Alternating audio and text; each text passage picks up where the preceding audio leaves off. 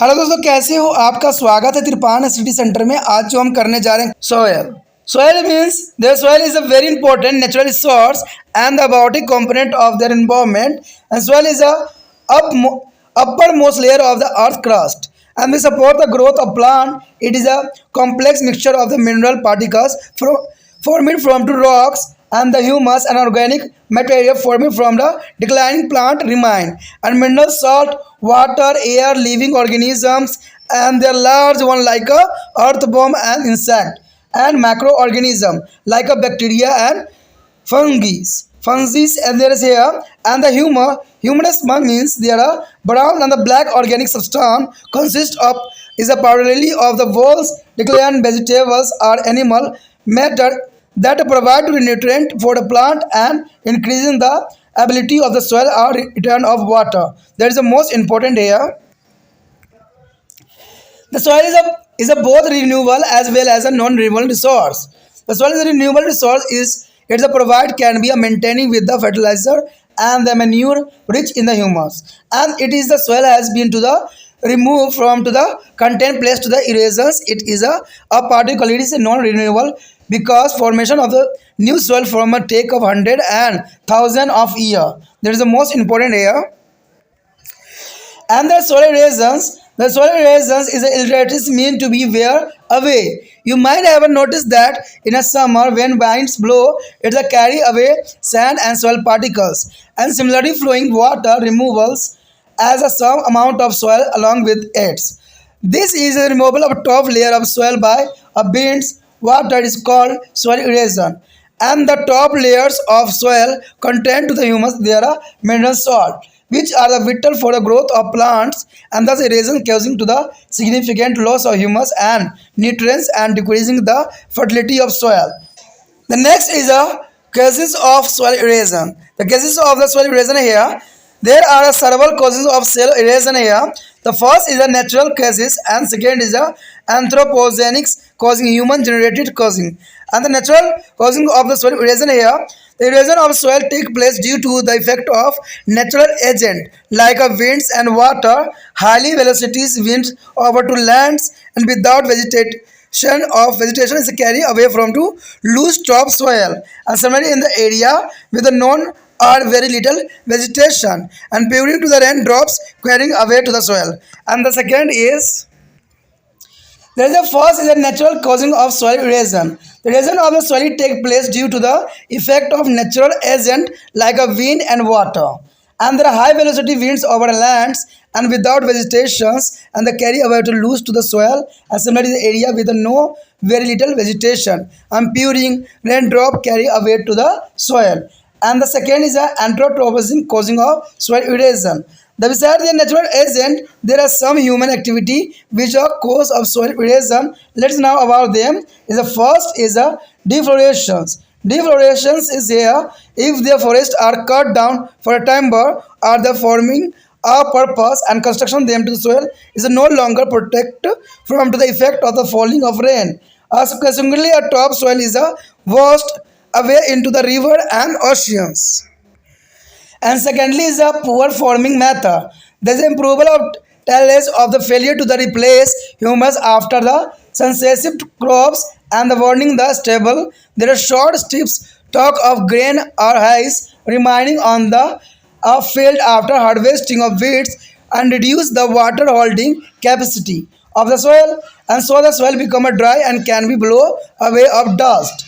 And third is the overgrazing. The overgrazing is there are a flock of cattle, buffaloes, and goat or sheep leave very little plant cover in the soil, and their holes as a make the soil dry, and the soil can be blow away to the easily. That is the most important of overgrazing in the soil.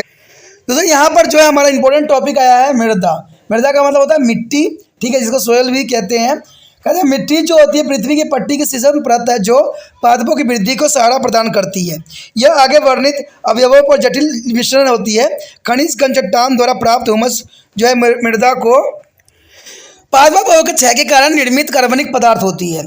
तीसरी बात आता है खनिज लवण और जल, वायु और जो है जीवित जंतु जैसे केचुआ, कीट जैसे बड़े प्राणी को जीवाणु का कवक जैसे सूक्ष्म जीव। कहते हैं ह्यूमस क्या होती है?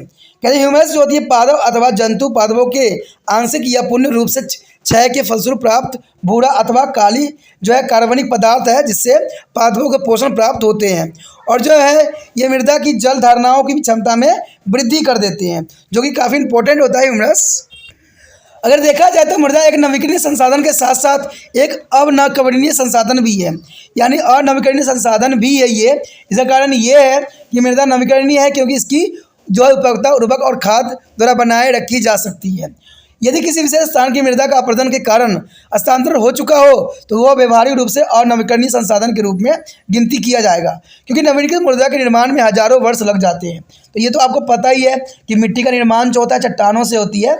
जब चट्टानों में जो होता है इसके लिए हवा, वायु दाब और जो है वर्षा जो है उत्तरदायी होती है, जो कि बहुत काफ़ी इंपॉर्टेंट बात यहाँ पर है। अब यहाँ पर आता है मृदा अपरदन। देखिए अपरदन का शाब्दिक अर्थ होता है मिट जाना, यानी अपरदन हो जाना। आपने जो है ग्रीष्म ऋतु में ध्यान दिया होगा कि जब हवा बहती है तो रेत मृदा कणों के एक स्थान से दूसरे स्थान तक ले जाती है, क्योंकि ये सूख जाती है और सूखने की वजह से उड़ने लग जाती है। आखिर ऐसा क्यों होता है?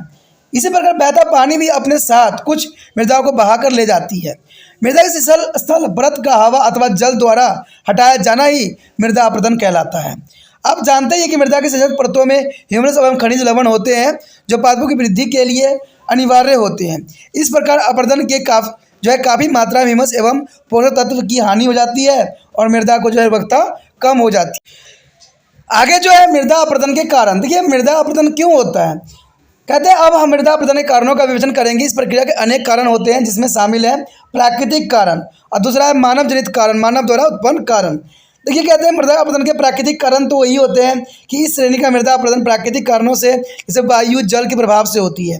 वनस्पति रहित धरातल के ऊपर उच्च वेग से चलने वाली हवाओं के कारण मृदा की शिथिलता परत उड़ जाती है और इसी प्रकार वनस्पति रहित अथवा अल्प वनस्पति वाले धारणाओं में गिरने वाले वर्षा के बूंद अपने साथ मृदा को भी बाहर लेके चले जाते हैं, क्योंकि मिट्टी ढीली हो जाएगी तो हवा चलेगी तो ये मृदा अपरदन के कारण बनेगा। दूसरा बात होता है जब पानी की बूंद गिरेगी तो मिट्टी जो का ढीला होगा और अपने साथ जो है मिट्टी की जो है इंपॉर्टेंट उर्वरक क्षमता वाले जो मिट्टी होगी उसको बहा के ले जाएगी।